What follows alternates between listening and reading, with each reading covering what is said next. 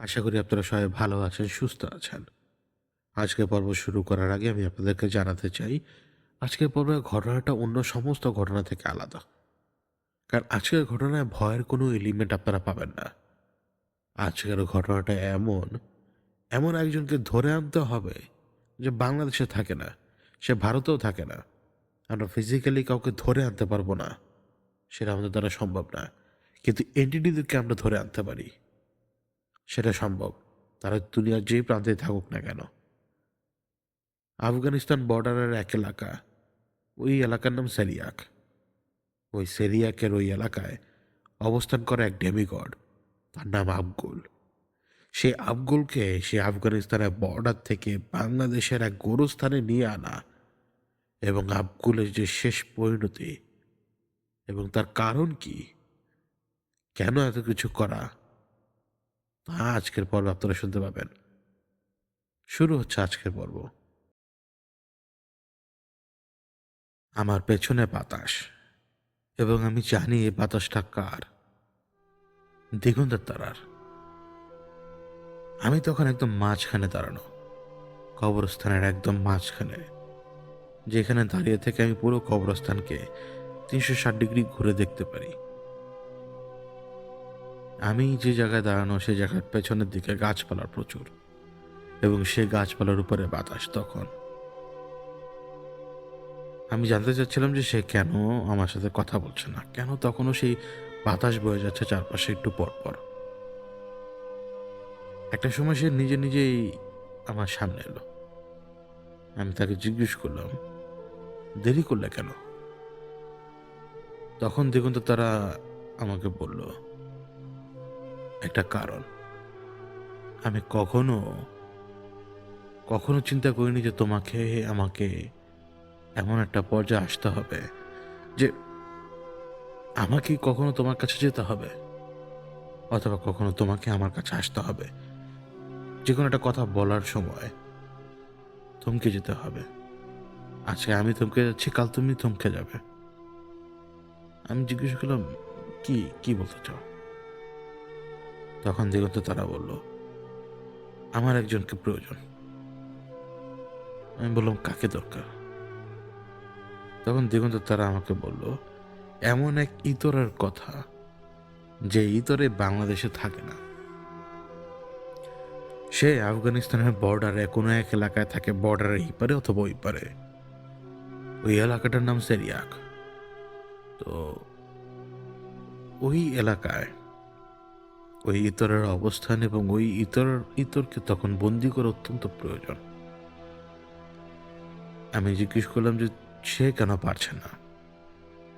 দিগন্ত তারা যেটা আমাকে বলেছিল তা হচ্ছে, সেরিয়াকের ওই অঞ্চলের উপরে তার নিজের সমস্ত প্রতিপত্তি রয়েছে, এবং ওইখানে যদি এখন সে যদি যায়, মানে এটার হিতে বিপরীতে একটা ঘটনা ঘটবে। তা হচ্ছে যে ওইখানে একজনের বদলে হয়তো 2-3 জনের জানহানিও হতে পারে। আরও একটা ব্যাপার হচ্ছে, ওই সেরিয়াকের ওই অঞ্চলে যেইখানে ওই ইতর বসবাস করছে, এই মুহূর্তে বা নিজের অবস্থান ধরে রেখেছে, সে আবার একটা পরিবারের সাথে নিজের অ্যাটাচমেন্ট ধরে রেখেছে। পরিবারটা আর কি ওই এলাকারই খুবই দরিদ্র একটা পরিবার। অর্থাৎ যদি দিগন্ত তারা তার উপরে সাঁড়াশি হামলা করতে যায় তাকে আটকানোর জন্য, তাহলে এখানে জানি মালি ক্ষতি হবে। দিগন্ত তারা শুধু এটাই চায়, যদি কোনো মতে আমি যদি তাকে ধরে আনতে পারি। কিন্তু আমি তাকে ধরে আনবো কিভাবে? তখন সেই চিন্তাটা ভাবছিলাম, কিভাবে ধরে আনবো। ওই মুহূর্তে আমার মাথার ভেতরে একটা নাম এলো এবং আমার মাথার ভেতরে নামটা এলো এবং দিগন্তের তারাও একই সময় আমাকে ওই একই নামটাই বলল, খাইবার খান। কারণ খাইবার খান তারা ওই অঞ্চলেরই বাসিন্দা। অবশ্য তারা আফগানিস্তানের নয়, তারা পাকিস্তানের বর্ডার এবং আফগানিস্তানের বর্ডার শেয়ার করে এরকম একটা জায়গার বাসিন্দা। কঠিন হবে না তার জন্য। আমিও যখন ওই নামটা নিলাম, দিগন্ত তারাও যখন ওই নাম নিল, তখন ইশারা বুঝতে আর বাকি রইল না। আমাদেরকে এখন খাইবার খানের সাহায্য নিতে হবে।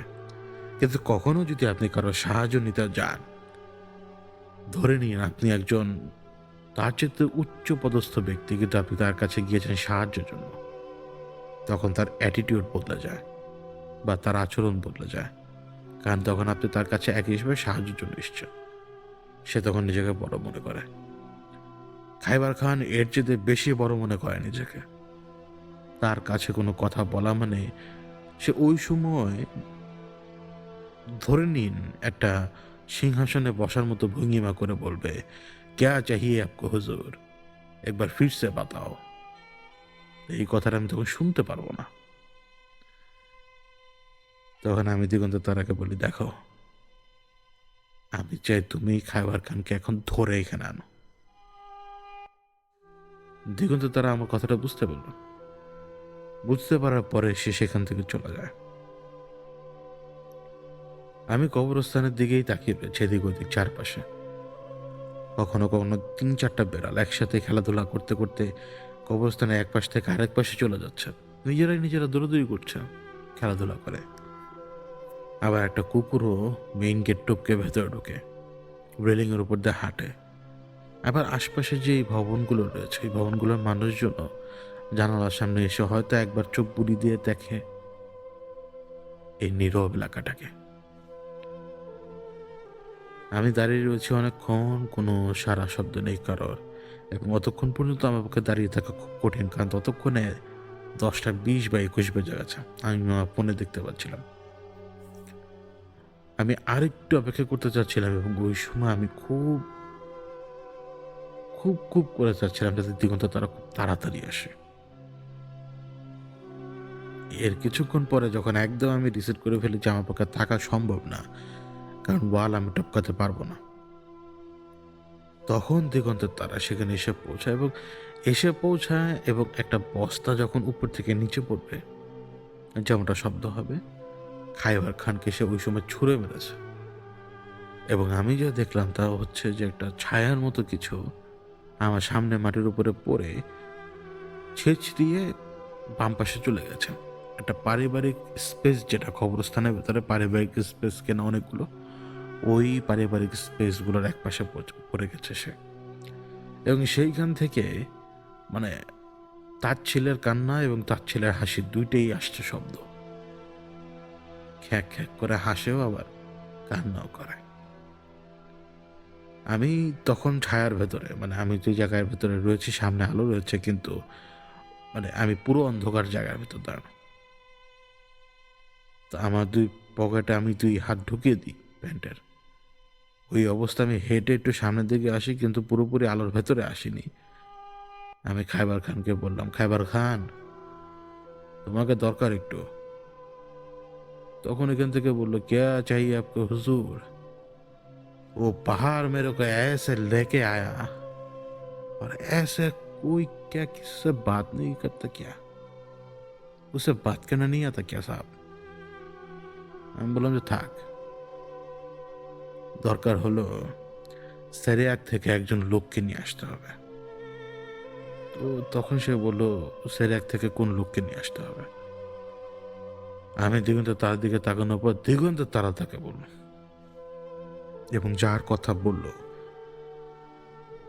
সে হচ্ছে ওই সেরিয়াক অঞ্চলের এমন একজন প্রতাপশালী এন্টিটি যে ওই অঞ্চলে বসবাস করে অনেক আগে থেকে, এবং সে অনেকটা এমন জীবনযাপন করে যে সে কখনোই ভালো কাজ তো করেই নেই। কিভাবে খারাপ কাজ করা যেতে পারে, কিভাবে তন্ত্র মন্ত্র সবকিছু শেখানো যেতে পারে, এই কাজ সে করে। সবচেয়ে বড় ব্যাপার হচ্ছে যে সে কবরকে কখনো কখনো উল্টিয়ে ঢুকিয়ে দেয়। যে কবরটা আমরা করি, আমরা যে কবরে মানুষকে রেখে দিয়ে আসি, সেই কবরকেই সে নিজের মতো করে চারপাশ থেকে খোদাই করে এবং মাটির তখন একটা বেস তৈরি হয়ে যায়। মানে একটা লাশ মাটির এই বেসের ভেতরে কবর দেওয়া এবং চারপাশ থেকে এমন সংখ্যায় মাটি সরিয়ে দেওয়া হয়, তখন এটা একটা বক্স হয়ে যায় মাটির, যার ভেতরে কবর। এবং সেই বক্সটাই, অর্থাৎ সেই আয়তনটাই যেভাবে মাটিটাকে কেটে আলাদা করা হয়েছে, সেইটাকে সে উল্টিয়ে দেওয়ার পর সেটার উপরে সে মানব সন্তানদের শরীরের ভিতরে প্রবেশ করে, সে মানব সন্তানদের শরীরের ভিতরে প্রবেশ করার পরে ওই উল্টে করে দেওয়া কবরের উপরে সে বসে বসে এমন এক ধরনের জিকির করতে, যা হচ্ছে কুফর। সে জিকিরটা কুফরের মতো, তা হচ্ছে পেছন থেকে ঘুরে আসা, মানে পেছন থেকে ঘুরে আসা। সেই সাথে নক্ষত্র সমূহের নলেজ রয়েছে তার, ওই নক্ষত্র সমূহের নলেজ এবং আকাশপথের কিছু অংশের নলেজ তার কাছে রয়েছে, যার ফলে তার কাছে এমন কিছু জ্ঞান রয়েছে যে জ্ঞানগুলো আসলে মানুষের জন্য ক্ষতিকারক তো বটেই, কিন্তু সে ধীরে ধীরে ধীরে ধীরে সেটা মানুষের ভিতরে ছড়াবে। প্রত্যেকেই চায় কখনো কখনো নিজের ভেতরে থাকা শয়তানি গুণকে মানুষের ভিতরে ছড়িয়ে দিতে। সেই গুণকে সে মানুষের ভেতরে ছড়িয়ে দেওয়ার পর সে নিজেই দেখতে পায় মানুষ সেটাকে আরো কয়েক গুণ বেশি শক্তি দিয়ে ব্যবহার করছে। মানুষ সেটা বুঝতে পারে না। এই মুহূর্তে কেন দিগন্ত তারা তাকে খুঁজছে? কারণ দিগন্ত তারার কাছে খবর রয়েছে আগামী কয়েকদিনের ভেতরে সে এমন একটা কাজ শুরু করতে যাবে যেইখানে সে একটা শিশু বাচ্চার কবর, যা ইতিমধ্যে 2 দিন আগে ঘটেছে, ওই কবর দেওয়ার ঘটনা ঘটে গেছে, সেই কবরকে সে কেটে ইতিমধ্যেই সেই আকৃতিতে নিয়ে গেছে। যেই কোনো সময় সে ভূমিধস ঘটিয়ে সে কবরকে উল্টে দিতে পারে, কিন্তু উল্টে দেওয়ার পরও সে তখনই সে কাজ করবে না। সেই কাজ করার জন্য তার নির্দিষ্ট সময় দরকার, আর সেই নির্দিষ্ট সময় আজ থেকে 3-4 দিন পরেই আর কি, ওই কথা হিসেবে আর কি, দিগন্ত তারার কথা হিসেবে 3-4 দিন পরে। তো খায়বার খান উত্তর দিল সে চেষ্টা করবে তাকে নিয়ে আসার জন্য, কিন্তু খায়বার খান এটাও বলে দেয় সে তার আমার বন্ধু না যে আমার ডাকে সে সাড়া দিবে। তখন খায়বার খান আবার নিজেও একটা পরামর্শ দেয় আমাদেরকে, তা হচ্ছে যেহেতু সে কবর উল্টানো পছন্দ করে এবং সে কবর উল্টিয়ে সে তার যত ধরনের ক্রিয়াকলাপ সে করতে পারে, তাহলে একটা কবর উল্টে দাও, আর আমি ওকে দেখাতে পারি যে এখানে উল্টো কবর আছে। তো সেই হিসেবে সেই টানে সে এখানে একটু হলেও আসবে। আমি বললাম যে খায়বার খান তুই কি পাগল, আর আমাকে কি উন্মাদ মনে হয় তোর? তো খায়বার খান বললো যে আমিও পাগল আর আপনিও উন্মাদ। এবার ভাইবা দেখেন কোনটা করবেন। ওকে ওইখান থেকে ধরে আনা খুব কঠিন, আমি তো তা পারবো না, আর সে তো যাবেও না। সে নিয়ে আসছে আমাকে, আমি কি সেটা বুঝি না? তো আপকো ক্যা চাহিয়ে সাহাব, একবার ফির সে বাতাও। ঠিকই কথাটা বলে বসলো আমাকে। তখন আমি ওকে বললাম তাহলে তুই অন্তত তোর খোঁজ নে, একদিন খোঁজ নিয়ে আমাকে সব জানাবি। খায়বার খান তখন সেখান থেকে চলে যায়। খায়বার খান সেখান থেকে চলে যাওয়ার পর আমি দিগন্ত তারাকে বললাম, দেখো আমি তো একদিন বললাম ওকে খোঁজ দিতে, আমি একটু খোঁজ নেই, আর তুমি আমাকে সত্য করে বলো তো ঘটনা কি? তখন দিগন্ত তারা আমাকে বলল, এটা এখন শুনলে তোমার সহ্য হবে না। সহ্য যেহেতু হবে না, তুমি আমার কথার উপর বিশ্বাস রাখো আর ওকে এইখানে নিয়ে আসো।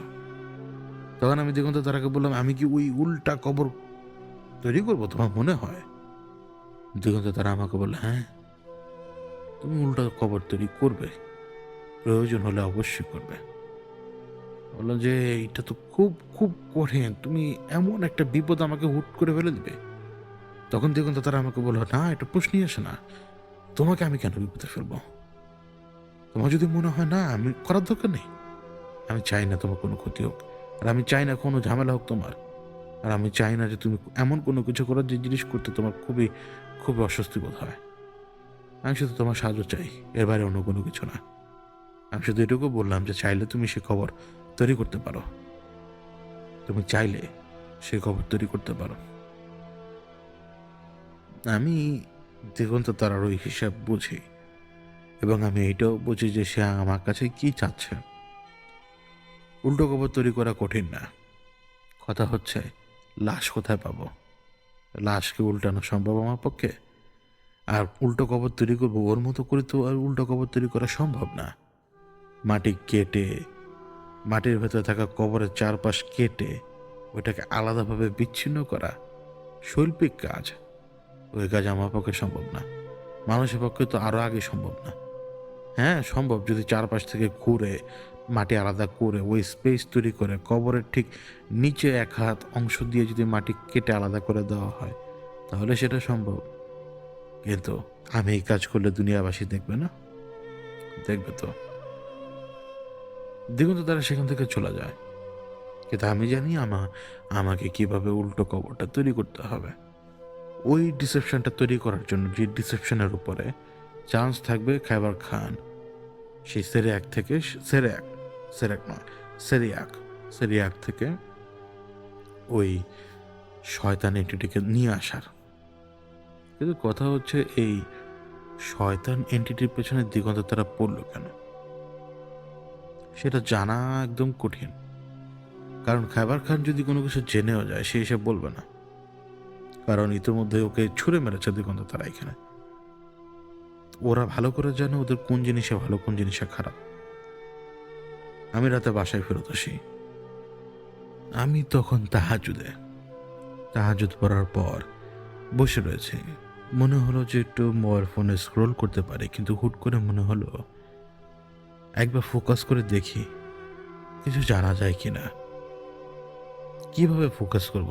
জিকিরের মাধ্যমেই। শুধুমাত্র যেই ব্যাপারে জানতে চাচ্ছি সেই ব্যাপারটা নিয়ে চিন্তা করতে হবে, বাকিটা জিকির আর রুহের কাজ। আমি জিকির করছি, আর আমি ওইটুকুই ভাবছি যতটুকু দিগন্ত তারা আমাকে বলেছিল যার ব্যাপারে। এবং যখন প্রথমবার টের পেলাম যে শরীরটা একটু ঝাঁকি মারলো, তখন বুঝতে পারলাম যে তৈরি হচ্ছে, কিন্তু এখন পর্যন্ত নিদ্রাটা আসেনি, মানে তন্দ্রাটা আসেনি। মানে একবার মনে হচ্ছে যে নিঃশ্বাস ফুরিয়ে যাচ্ছে কিন্তু অক্সিজেনের প্রয়োজন নেই, মানে এই নিঃশ্বাস থেমে যাচ্ছে, কিন্তু তারপর আমি ঠিক আছি, আমি সুস্থ, কিন্তু পরক্ষে নেই। মনে হলো যে উপর থেকে নিচে পড়েছে। চোখ যেখানে খুললো আমার, আমি শুধু দেখতে পাচ্ছি আমার চোখের সামনে, মানে ঘটনা কি ঘটছে সেটা। রাতের বেলা পাশে আগুন জ্বলছে, দুই চারটা স্পেসে এলোপাথারিভাবে আগুন জ্বলছে। এমন নয় যে এটা কোনো আগুনে কুণ্ড, তেমন না। দুটা বাচ্চা রাখা, দুটা বাচ্চা, সদ্য জন্মানো বাচ্চা, কারণ তখনও ওই নাভির সাথে নারীর লেগে রয়েছে তখনও। এবং দুইটা বাচ্চাকে একত্রে এক জায়গায় করে রাখা, এবং ওই দুই বাচ্চার সামনে একজন বিশ্রী দেখতে মহিলা, বয়স্ক মহিলা, কিন্তু সে নিজেকে পুরোপুরি বোরখা দিয়ে আচ্ছাদিত করে রেখেছে, শুধুমাত্র চেহারার কিছু অংশ বোঝা যায়। এবং সে তার মতো করে কি জানি চালাচ্ছে, ওই বাচ্চাগুলোর উপর দিয়ে কি জানি চালাচ্ছে। কখনো মনে হয় যে সেটা চাবুকের মতো, কিন্তু আবার কখনো মনে হয় যে না, এটা অনেকটা তেলের ব্রাশ থাকে না, ওরকম মনে হচ্ছে তেল ব্রাশ করছে বাচ্চাদের উপরে। বাচ্চাগুলো কিন্তু নিথর, দুইটা সন্তানই নিথর। আমি কিন্তু দুজন ব্যক্তিকেও দেখতে পাই, যে দুজন ব্যক্তিকে আমি চিনিও না, জানিও না, বুঝতে পারছি না তারা কারা। আমি দেখতে পাচ্ছি ওই মহিলা, সে হাত উঠিয়েছে, আমরা দোয়া করার জন্য হাত যেভাবে উঠে সেভাবে হাত উঠিয়েছে, এবং সেই হাত উঠিয়ে সে হাতটাকে এমনভাবে ঘুরিয়ে দিয়েছে, এবং যেই দিকে ঘুরিয়ে দিয়েছে সেই দিকে ঘুরিয়ে দেওয়ার পরে সেই দৃশ্য দেখার পরে ঘৃণা চোখে আসে, অন্য কোনো কিছু না। সেইভাবে সে উল্টো করে হাত ধরেছে। এবার কোন দিকে রেখেছে সেটা আমি বললাম না। এবং সে তখন ওইভাবে, মানে উল্টো করে সে দোয়া পড়তে শুরু করেছে। উল্টো করে দোয়া তো আর পড়ে না। যার আসার দরকার বা যাকে সে চায় তাকে হয়তো এইভাবেই তাদের ডাকতে হয়। আমি তখন হালকা একটু ঘন্টার আওয়াজ পাই, হালকা ধীমে তালে, যেন কেউ ধীমে তালে এগিয়ে আসছে এবং তার প্রত্যেকটা স্টেপে ঘন্টাটা ওইভাবেই নড়ে। হাইপারও না, বেশি স্লো না, তাল মিলিয়ে। মহিলা কিন্তু সেই উল্টোভাবে দোয়া পড়েই যাচ্ছে, পড়েই যাচ্ছে। প্রথমে আকাশ থেকে একটা বাহনের মতো নেমে এলো। আমি দেখতে পাচ্ছি, কোন দিক থেকে এসছে আমি সেটা জানি না। একটা বাহনের মতো নেমে এলো। ওই বাহনের মতো বাহনটা যখন নেমে এলো, পেছনের দিক থেকে একটা কাটা মাথা ঘোড়া এগিয়ে এলো। কাটা মাথা, ওর মাথা নেই ওইখানে, ওটা ঘোড়া। এবং সে হেঁটে আসছে, তার উপরে একজন সোয়ারি। যে সোয়ারি, সে একদম উদাম, তার সম্পূর্ণ আকার মানুষের মতো।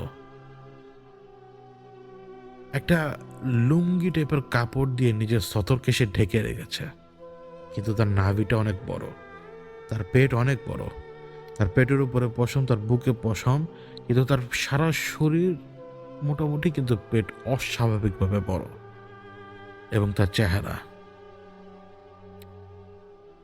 তার চোখগুলো ছোট ছোট, যেমনটা জাপান বা চীনের ওই দিকের মানুষদের চেহারার ধরন হয় তেমন, অনেকটা জাপানিজ। পুরোপুরি কোরিয়ানও না, জাপানিজই মনে হয়। আবার কেন কেন জানি মাঝে মাঝে মনে হয় যে হয়তো ইন্দোনেশিয়ান হতে পারে, কিন্তু না, চোখগুলো সেটাই বলে, হয়তো সেরকমই। ছোট চোখ, খোলা চেহারা, উদাম শরীর, শুধুমাত্র সতরটুকু ঢাকা কোনো এক কাপড় দিয়ে। সে ওইখান থেকে নামলো, ঘরের উপর থেকে সে নামলো। তার সারা শরীরে পশম রয়েছে, কিন্তু পশমের উপর দিয়ে এখন আমি দেখতে পাচ্ছি সিম্বল ফুটে উঠেছে। সিম্বল, নকশা সমূহ। তারই শরীরের উপরে একটা সাপের নকশা, মানে বহমান, অত্যন্ত জীবন্ত বহমান সাপের নকশা। এই নকশায় সাপ যেমন রয়েছে ঠিক তেমনি রয়েছে বেজি, ঠিক তেমনি রয়েছে নকশার ঘরগুলো। এবং সেই নকশার ঘরগুলোর ভেতরে কোথায় গোলাম এবং কোথায় মহাজন অর্থাৎ সওদাগর অর্থাৎ যাই বলুন না কেন আপনি, তার অবস্থান। সেখানে সাপ এবং বেজির খেলা চলমান সেই সাপের নকশায়। আর একটা নকশার দিকে আমার নজর পড়েছিল, যে নকশাটা আমার কাছে কেন যেন অদ্ভুত মনে হয়, অস্পষ্ট, শুধুমাত্র কয়েকটা তেরছা দাগ দেখতে পাই, আর কিছু না। তার শরীরে নকশায় ভরপুর। এই সেই নকশাগুলো, এই সেই সিজিল, যা হচ্ছে তার জ্ঞানের সোর্স, যেটা সে নিজের সাথে বহন করে চলে। প্রত্যেক এন্টিটি তার কাছে যে ধরনের জ্ঞান রয়েছে সেটাকে সে বহন করেই চলে। আমাদের কাছে যে জ্ঞান রয়েছে আমরা তা নিয়ে তো চলি। প্রত্যেক এন্টিটি এই সমস্ত সিজিল নিজেদের সাথে নিয়ে যে ঘুরে, তা আমি জানতাম, কিন্তু এই প্রথমবার আমি দেখতে পাই। সে নিজের মতো হেলে দুলে পুরো জায়গাটা চক্কর কাটলো। পুরো বেদি হোক বা সমাধি হোক বা যেটাই হোক, যেখানে দুটো বাচ্চা নিথর অবস্থায় পড়ে রয়েছে, তাদের চারপাশে ঘুরলো। সে তাদের চারপাশ ঘুরলো এবং সে যখন, আমি দেখতে পাচ্ছি তার পেটের দিক এবং তার হাতে বাচ্চাটা, একটা বাচ্চা উল্টো করে ধরা, পায়ের দিক দিয়ে ধরা, তার পিঠে,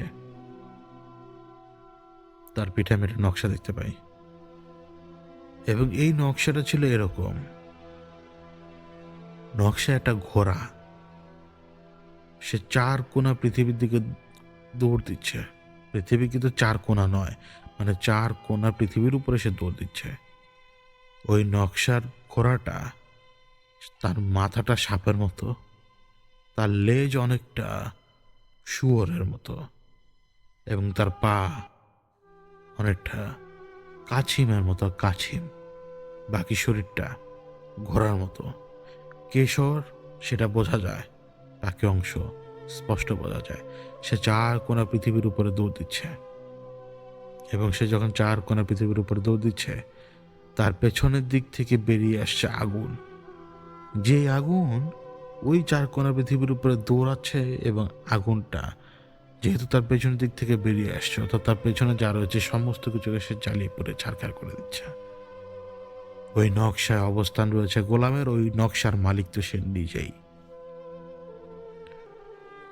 বাচ্চাটাকে উল্টো করে কি করেছে সেটা আমি দেখতে পাচ্ছি না, আমার নজর কিন্তু নকশার দিকে। এর পরবর্তীতে আমি যা দেখতে পাই তা হচ্ছে দুইটা বাচ্চাই শোয়ানো, এবং এই দুইটা বাচ্চার উপরে সে দাঁড়িয়ে রয়েছে। ওই অদ্ভুত দেখতে লোক ওই দুইটা বাচ্চার উপরে দাঁড়িয়ে রয়েছে, তাদের বুকের উপরে। তার চেহারা কেমন জানি বদলে গেছে, তার শরীরে প্রচুর নকশা, যে নকশাগুলো নড়াচড়া করছে, যে এইভাবে নড়াচড়া করছে, এমনভাবে নড়াচড়া করছে, সেই সাথে কিন্তু শব্দ আসছে বারবার। সে হঠাৎ নাচতে শুরু করলো ওই দুই বাচ্চার উপরে দুই পা রেখে। হাতে মনে হয় ডুগডুগির মতো কোনো কিছু ছিল যেটা থেকে শব্দ হচ্ছে, এবং এরকম এমনভাবে নাচতে শুরু করলো সে, তার পা কিন্তু মাটিতে স্পর্শ করছে না, তাও দুই বাচ্চার উপরেই। এবং যতবার সে দুই বাচ্চার উপরে চাপ দিচ্ছে ততবার দুই বাচ্চার শরীরগুলো কেমন জানি হয়ে যাচ্ছে, যেন আটার দলার উপরে চাপ দিলে যেমন আটার দলার পরিবর্তন হয়। বাচ্চাদের চোখ বেরিয়ে আসছে, হয়তো মুখ বেরিয়ে যাচ্ছে, হয়তো পেটের ভেতরে কোনো অংশ বেরিয়ে আবার ভেতরে ঢুকে যাচ্ছে, আবার বেরিয়ে আসছে। ওদের এক ভয়ঙ্কর রূপের পরিবর্তন হতে দেখলাম আমি। এবং সে তখন অদ্ভুতভাবে নেচেই বেড়াচ্ছে, আর তার পেটের উপরে ওই যে বিশাল নাভিটা, ওই বিশাল নাভি থেকে কি জানি বেরিয়ে আসছে, কেমন জানি গিজ গিজ করতে থাকা পোকার মতো। তার নাচা থেমে গেল, সে বসে পড়ল এবং একটা বাচ্চার পা সে ধরল, মানে উল্টো অবস্থায় তাকে ধরলো, এবং সে বাচ্চাকে নিয়ে হাঁটা দিল। আমি আমার কানে বাচ্চার কান্নার শব্দ শুনতে পেলাম প্রথমবার, মানে স্বপ্নেই কে জানি আমাকে বলল বাচ্চার প্রথম কান্না শোনা গেছে, জিনিসটা এরকম কথাটা, অর্থাৎ যে কান্নার শব্দ আমি শুনতে পাচ্ছি তা বাচ্চার প্রথম কান্নার শব্দ। এরপর আমি যা দেখতে পাই তা হচ্ছে জানাজা হচ্ছে, কবর হচ্ছে, অন্ধকার হয়ে গেল। এরপর আমি দেখতে পাই সে কবর অদ্ভুতভাবে খোঁড়া, একটা মাটির চাই, চারকোনা মাটির চাই, এই মাটির চাই উল্টো করে দেওয়া, এবং সেই মাটির চায়ের উপরে সে দাঁড়িয়ে রয়েছে। সে বিশ্রী দেখতে এন্টিটি, সে দাঁড়িয়ে রয়েছে, এবং সে ওই দাঁড়িয়ে থাকা অবস্থায় সে কি জানি মন্ত্র উড়াচ্ছে, এবং কি অদ্ভুত শব্দ। কারণ আমার হুঁশ আসার পরেও আমি ওই শব্দ আমার কানে শুনতে পাচ্ছিলাম, মনে হচ্ছে চারপাশে করছে করছে বং বং বং, এরকম একটা শব্দ, বোঝাতে পারবো না, কি এক অদ্ভুত শব্দ সেটা। এবং সে যেন মনে হচ্ছে গান গাইছে। আমি উপর থেকে কি জানি পড়লো ওর আশপাশে, মনে হলো তারা খসে পড়লো ওর পাশে, আর তারা খসে পড়লো আমার মনে হলো। এবং যে আলোর ছটাটা এলো, সে আলো থেকে, মানে সেই তারা থেকে যেটা তার আশেপাশে পড়লো, ওই আলোর ছটায় আমি দেখতে পাচ্ছি ওর চেহারাটা সেই জাপানিজদের মতো, সেই জাপানিজদের মতো চেহারা। শুধু তফাৎ একটাই, চোখটা একটু বেশি ছোট। না সে কোরিয়ান, না সে মঙ্গোলিয়ান, না সে ইন্দোনেশিয়ান, না সে চাইনিজ, জাপানিজ, কিন্তু তার চোখটা একটু ছোট এবং মুখটা গোল। আর এবার আমার ঘুম বা ঘোর যেটাই বলুন, এটা ভাঙার আগে আমি তার বুকের ভেতর থেকে দুটো সাপ বেরিয়ে আসতে দেখি। যে দুটো সাপ বেরিয়ে এসে আমাকে ছোবল দেওয়ার চেষ্টা করে, ব্যাস অতটুকুই। চোখ খুললাম, আজান দিচ্ছে, ফজরের আজান। কেন জানি মন বলল যে আমি যে এখন যে জিনিসটা দেখে এলাম এটা হয়তো কাজে দিতে পারে। কেননা আমি যে দেখেছি, দেখা শেষ মুহূর্তে একটা ঘটনা ঘটেছে, তা হচ্ছে ওই যে বললাম না যে তার বুকের ভেতর থেকে দুটো সাপ বেরিয়ে এসছে। এই সিনটা দেখার আগে মাঝখানে একটা পজ ছিল, মানে আবার একটা ফাঁকা স্পেস, কালো ফাঁকা স্পেস, তারপরে দুম করে ফ্ল্যাশ ইমেজের মতো ওর চেহারাটা আসে, ওর ফিজিক্যাল অ্যাপিয়ারেন্সটা আসে। তারপরেই ২টা সাপ বেরিয়ে করে আমার দিকে তেড়ে আসছিল। ব্যাস এতটুকুই। অর্থাৎ এই যে মাত্র আমি ঘুমের আগে যে মুহূর্তটা দেখে এসেছি, এটা অরিজিনালি সে বুঝতে পেরেছে যে আমি ওইখানে। আপনি প্রশ্ন করতে পারেন আমি ওইখানে কিভাবে? কারণ রুহ যে কোনো জায়গায় যেতে পারে। আমি যা দেখেছি তা হচ্ছে রুহ দেখেছে তাই। আমরা স্বপ্ন ঘুরে যাই দেখি না কেন, তা আমাদের রুহ সেই জায়গায় যে দেখে তা অতীত, বর্তমান, ভবিষ্যতের যে কোনো অংশ হতে পারে। এবং শেষ মুহূর্তে কিন্তু ধমকিটা আমাকেই দিয়েছে সে। অর্থাৎ সে জানতে পেরেছে যে আমি তার ব্যাপারে তালাশ করছি। এবং এই ব্যাপারগুলো হয়তো আপনার জন্য বোধগম্য নাও হতে পারে, কিন্তু এই মুহূর্তে যারা কোর্স করছেন মিডনাইট হরর পডকাস্টের, তারা সকলেই অবগত এই ব্যাপারগুলোতে। বিশেষ করে যারা অ্যাডভান্স লেভেলে আগানো শুরু করেছেন তারা বুঝতে পারবেন আমি কি বলছি। আবার আপনাদের মধ্যে থেকেও কেউ না কেউ বুঝতে পারবেন, সবাই তা বুঝতে পারবে না। যত সময় যাচ্ছে তত নিজেকে যেন খুঁজে পাচ্ছি। যে সত্তাটা আমার ভেতরে ছিল, যে সত্তাটা প্রায় ২-৩ বছর হাইকমান্ডের চাপের কারণে পুরোপুরি চেপে গেছে, সেই সত্তাকে আমি খুঁজে পেয়েছি এইভাবেই। ফজরের নামাজ পড়ার পরে বাসায় এসে শুয়ে পড়লাম। ঘুম আসছে না। বারবার ওই একটা সিন আমার মাথার মধ্যে ঘুরছে। সেটা হচ্ছে ও যাওয়ার সময় একটা বাচ্চা যে নিয়ে গেল, উল্টো করে যে নিয়ে গেল। উল্টো করে নিয়ে গেল কোথায়? মানে উল্টো করে নিয়ে যে সে গিয়েছে, আমি দেখলাম যে একটা বাচ্চা কবর হতো। তার মানে কি সে একটা বাচ্চাকে সে নিজে নিয়ে গেছে?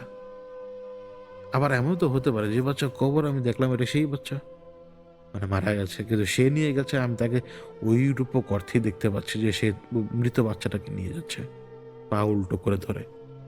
হতে পারে সে কবরটা সে বাচ্চারই, কিন্তু আমার এখন অপেক্ষা শুধুমাত্র খাইবার খানের।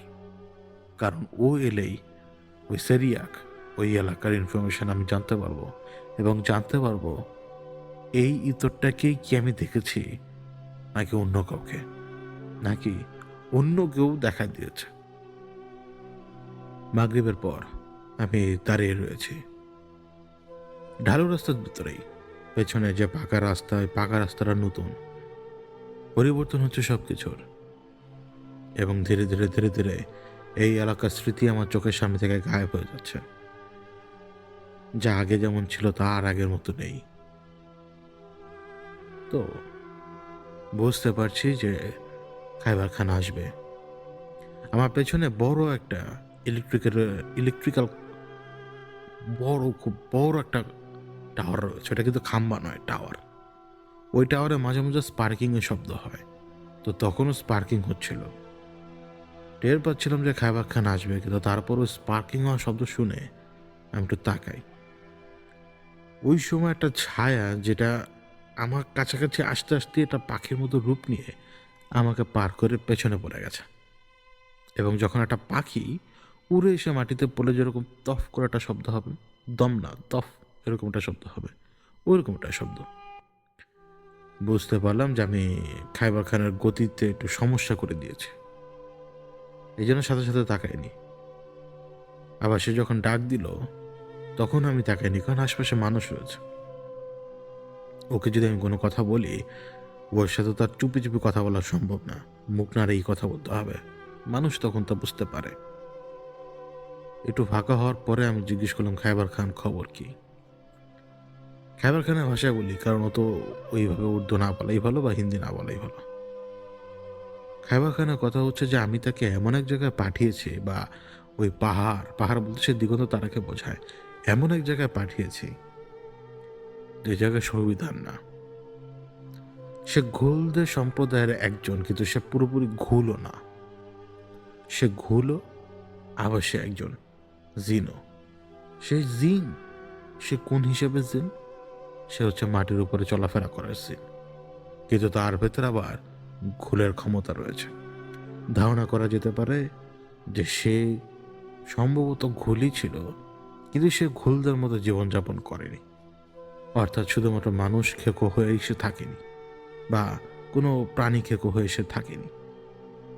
সে ভূত হয়ে থাকতে চায়নি, এই জন্যই সে চেয়েছে দেবতা হতে, বা এর চেয়ে বড় কোনো কিছু, বুঝতেই পারছেন। যার ব্যাপারে জানতে চান তার নাম আবগুল। আবগুল বয়স কম করে হলো 450 বছর হবে, এবং সে ওই এলাকার মধ্যে নিজের রাজত্ব বিছিয়ে রয়েছে। ওই সময় আমি বললাম, আচ্ছা, আবগুল কি দেখতে জাপানিজদের মতো? সেটা সে বুঝতে পারেনি আমি জাপানিজ বলতে কি বোঝালাম। সে বলল, আঁখে ছোটি ছোটি। আমি বললাম হ্যাঁ।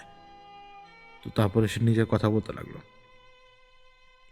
সে আবগুলের পেছনে গিয়েছে, সেখানে সে এমন এক প্যাচ লাগিয়ে এসছে যাতে আবগুল বুঝতে পারে যে খাইবার খান গিয়েছে আমার নির্দেশে, অর্থাৎ একটা প্যাচ লাগানো, যাতে করে আবগুল নিজের রাজত্বের বাইরে এসে আমার পিছু পিছু যাতে আসে, তাহলে সেই পাহাড় খুব সহজে তাকে ধরে ফেলতে পারবে, যেহেতু পাহাড়ের জন্যই এত কিছু সে করছে।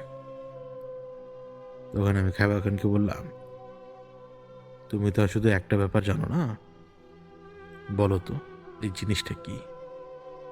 কেন দিগন্ত তারা ওর পেছনে? এরপরে প্রায় 20 মিনিট যে কথা আমাকে, আজানের আগ পর্যন্ত যে 20 মিনিট যে কথাটা আমাকে খাইবা খান শোনালাম, আমি আপনাদেরকে সেটাই বলি। ওই এলাকাতে আগে এরকম অবস্থা ছিল না। আগে ওই এলাকাতে একটু পানির সমস্যাও থাকতো, কিন্তু পানি আশপাশে রয়েছে, কিন্তু পানির সমস্যাও থাকতো, কারণ সেই পানিগুলো পান করার পরে মানুষ অসুস্থ হতো, খুব মারাত্মকভাবে অসুস্থ হতো। একদিন ওই এলাকারই এক লোকের স্বপ্নে একজনের দেখা পায়। যার দেখা পায় সে তাকে বলছিল যে ওই পানিতে কোন কাজ করলে ওই পানিতে ওই পানি পরবর্তীতে খেলে তাদের কোনো ক্ষতি হবে না। এবং সে কাজ কি? সেই কাজ হচ্ছে, যাকে সে স্বপ্নে দেখা দিয়েছে তারই ঔরসজাত সন্তান, তাকে বলি দিতে হবে।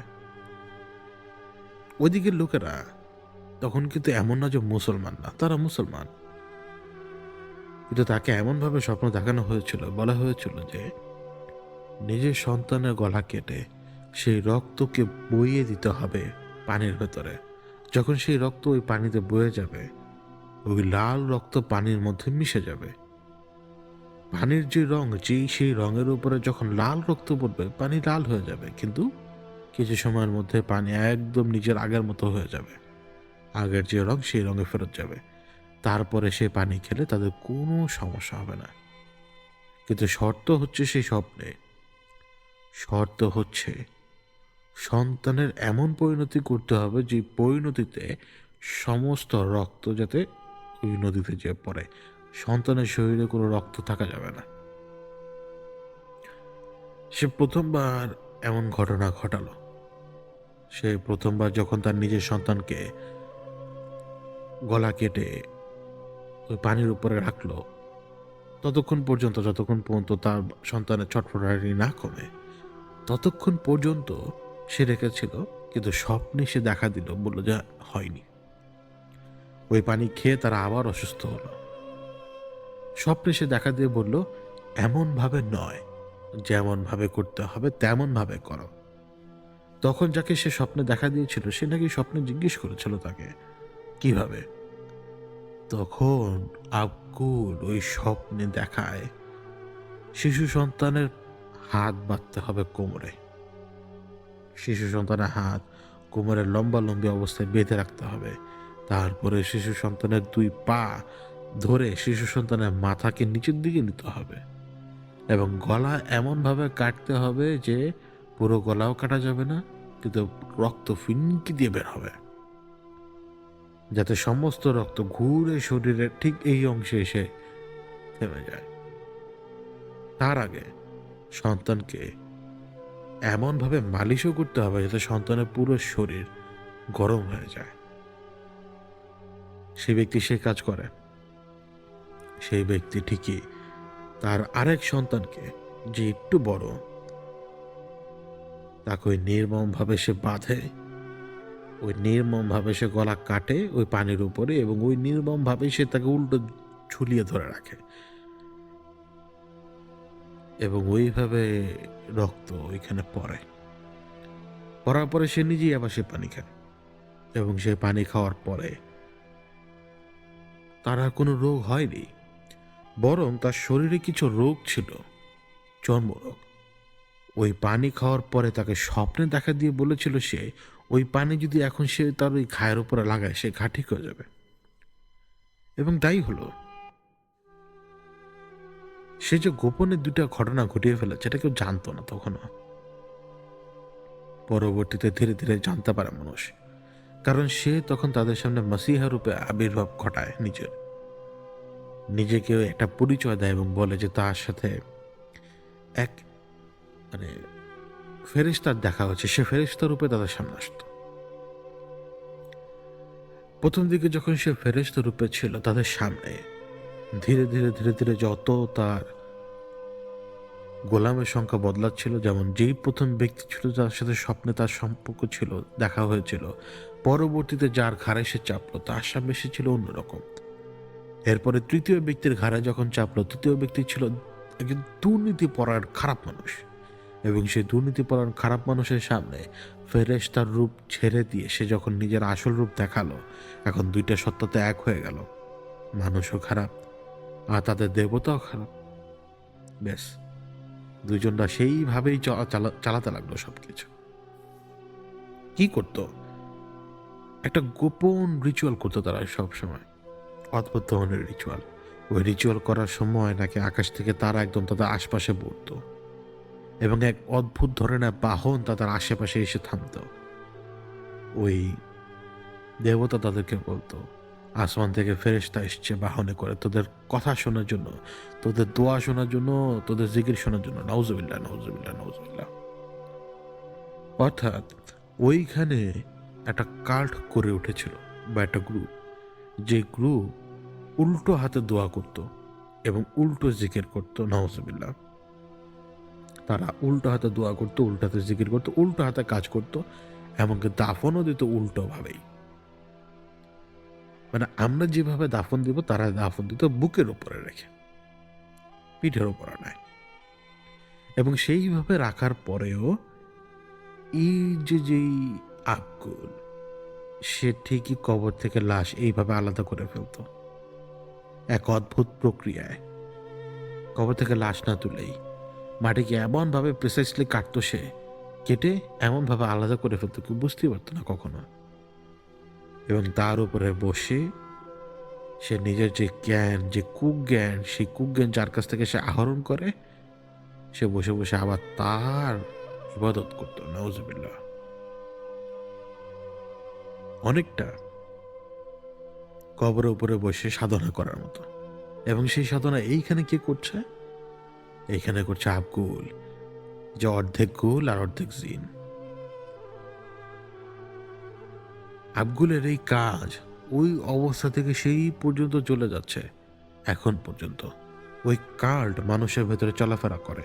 ওই কাল্টের আয়তন বড় হয়েছে, কিন্তু লোকজন জানে না যে এরা কার পূজারী।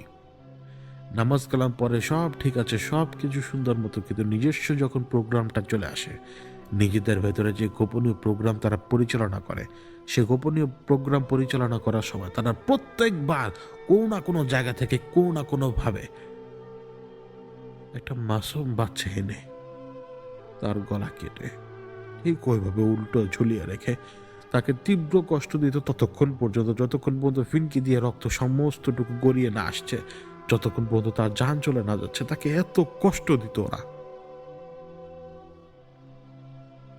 খাইবা খান তখন আমাকে বলল, वो पहाड़ इसीलिए ही गुस्से में है, अगर वो आपको को पकड़ लिया ना साहब, मैं आपको कह देता हूँ पैर से, वो उसको जान से मार देगा। আমি শুনলাম সব। তারপর আবার হুট করে খাইবা খান একটা কথা বললো, বলে সাহাব এক और बात। তারপরে সে আমাকে বলল, যেই আবগুল সে যে এইখানে এখন আসবে, সে কোনো না কোনো ভাবে আমার সাথে স্বপ্নে দেখা দিয়েছে। আমি বললাম, হ্যাঁ রে, আমি আমি রাত্রেবেলা তালাশ করতে করতে আমি তো একটা জিনিস দেখেছি। তো দেখার পরে কিন্তু ওই যে তুমি যে বললে আমাকে বাহন, আমি বাহন নামতে দেখেছি, আমি তাড়াও করতে দেখেছি এবং আমি এটাও দেখেছি ওর সামনে ২ টা বাচ্চা রাখা। আমি যখন এই কথা বলছি ততক্ষণে ও বসা থেকে দাঁড়িয়েছে। ওর সামনে ২ টা বাচ্চা রাখা, ২ টা বাচ্চার উপরও পাড়াচ্ছে। ২ টা বাচ্চারই চোখ মুখ থেঁতলে বেরিয়ে আসছে। এর মধ্যে একটা বাচ্চার হুঁশ আসছে, আরেকটা বাচ্চার হুঁশ আসে নাই। এবং যে বাচ্চার হুঁশ আসে নাই ওকে উল্টো করে ধরে ও তখন কিন্তু ওই একই সময়ে কিন্তু খায়বার খান আমার সাথে বলছিল আমারই কথা, উল্টো করে ধরে জঙ্গলের ভেতরে নিয়ে গেছে। আমিও যখন বললাম খায়বার খান ওই একই কথা বলল। খায়বার খান বলল, আপনি তালাশ করতে করতে তো এমন এক জায়গায় চলে গেছেন যেই জায়গা আসল ঘটনাই ঘটতেছিল, কিভাবে গেলেন আপনি? আমি বললাম, আমি জানি না, আমি শুধু তালাশ করছি আর অন্য কোনো কিছু না। আমি তালাশ করতে করতে করতে আমি ওইভাবেই দেখি। তখন খায়বার খান আমার পাশে আসলো এবং এসে বললো যে এক और बात कहना है आपको। ওরা যে উল্টো বাচ্চাকে ধরে এর পেছনে কারণ আছে এবং সেই কারণ আরো ভয়ঙ্কর।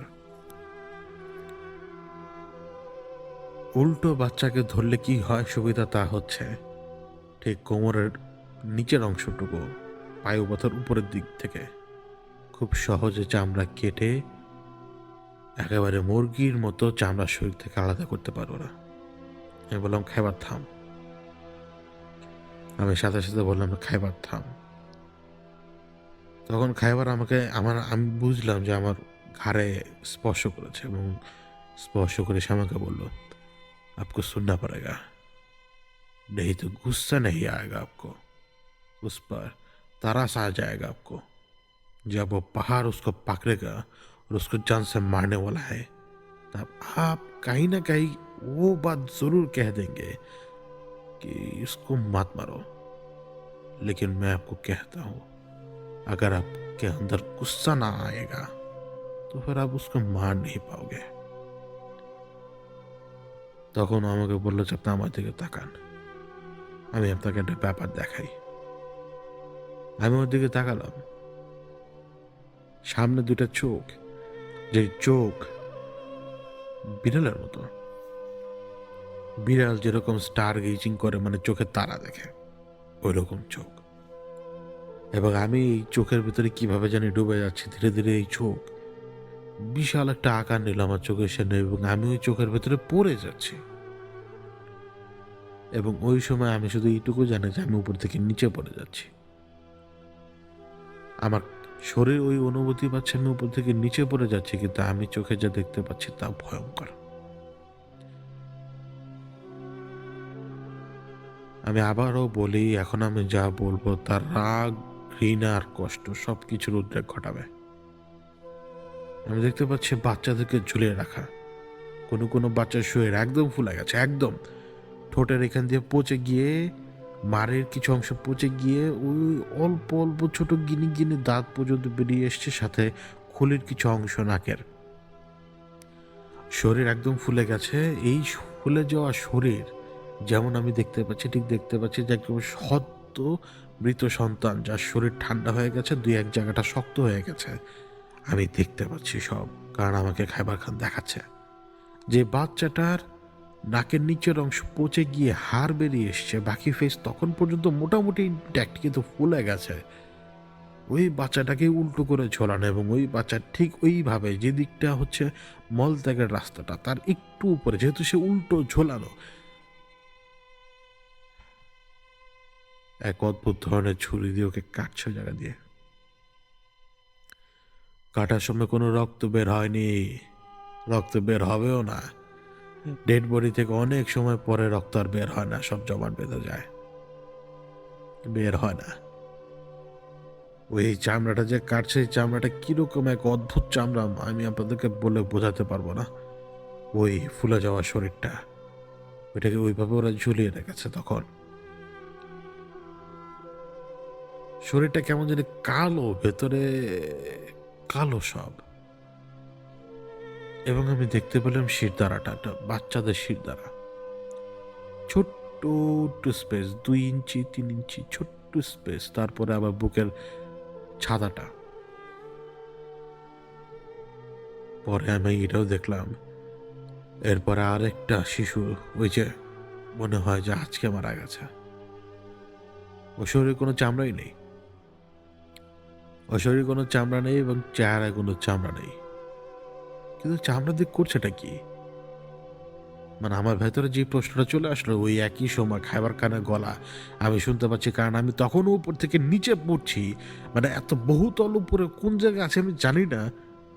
ওই সময় খাইবার খান বলছে যে, হুজুর ফিরছে দেখো, ওই যে চামড়াগুলো আছে না, ওই চামড়াগুলো একটা গাছে লাগানো, একটা গাছে লাগানো। ওই চামড়াগুলো ওই গাছে এমনভাবে লাগানো, গাছের যে কষ রয়েছে সেই কষের সাথে কি জানি মিশে ওই জাপানিজ টাইপের দেখতে সেই লোক, যার পেটের নাভিটা বিশাল বড়, পুরো পেটটা বিশাল বড়, সে ওই চামড়াটা ওই গাছে লাগাচ্ছে।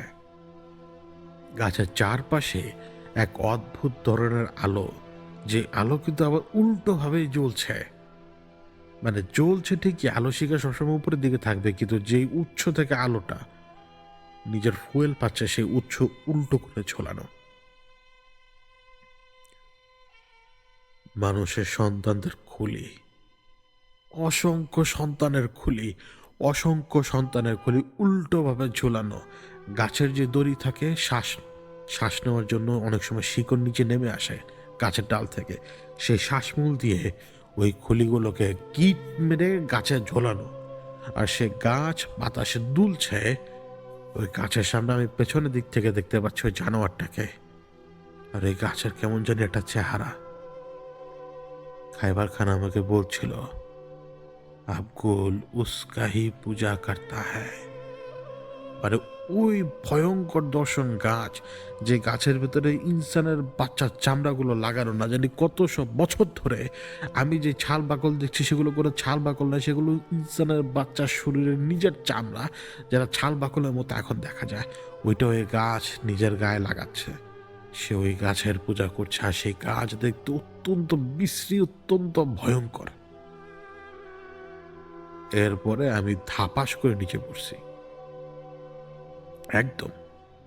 আমি ঢালুতে দাঁড়ানো ছিলাম, আমি একা ধাপাস করে নিচে পড়ছি, কারণ আমি তো ওই অনুভূতিই পাচ্ছিলাম যে উপর থেকে নিচে পড়ছি। নিচে পড়ার পরে, নিচে সেই জায়গা থেকে ওঠার পরে আমি দেখলাম যে খাইবার খান আশপাশে নেই, কিন্তু আমি বুঝতে পারছিলাম এখন আমাকে কি করতে হবে। যখন এরকম শয়তানকে ডেকে আনা লাগে, এরকম শয়তানকে ডেকে আনতে গেলে সবচেয়ে সহজ কোন উপায় জানো? বাচ্চার লাশ। কিন্তু আমি কি পাগল? আমি কি উন্মাদ? ও দরকার বাচ্চা, ও দরকার উল্টো কবর দেওয়া লাশ, বা উল্টো কবর, মানে উল্টো করে দেওয়া কবর।